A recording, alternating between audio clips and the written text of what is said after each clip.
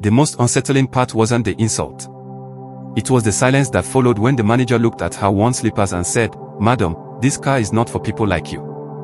I was sitting at the customer desk that afternoon, doing paperwork at the car shop, when the woman walked in. She looked tired. Her dress was plain, her hands rough, and there was dust on her shoes like she had just come from a farm road. No jewelry. Just a quiet woman asking to see one of our most expensive SUVs. The manager didn't even stand up. He laughed softly and said, "Are you sure you can afford it? Maybe you should check the used cars outside." Some salesmen smiled. One shook his head.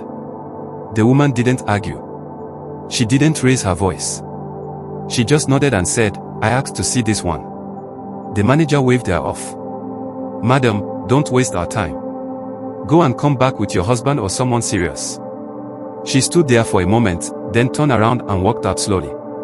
20 minutes later, 3 black pickup trucks drove into the shop. Men stepped out, clean, confident, clearly important.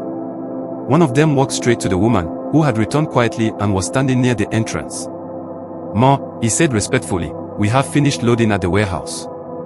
The workers are waiting for your approval." The entire showroom went quiet. That was when we learned the truth. She owned one of the largest agricultural companies in the city. Hundreds of workers. Farms that supplied grains to half the markets around us. She spent most of her days in the field, not in offices. That day, she came straight from inspecting her farms because she needed a strong vehicle for rough roads. The manager's face changed color. She didn't shout. She didn't insult anyone back.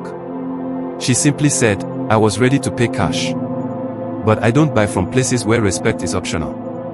Then she turned to another salesman, the youngest one, who hadn't laughed earlier, and said, "You, show me the car." That young man sold the car that day. The biggest sale of the month. The manager resigned out of shame. Some people don't look like success because success doesn't wear a uniform. Some people smell like dust because they are building something real. And sometimes, the person you look down on today fits. If you find the story inspiring, please give a follow.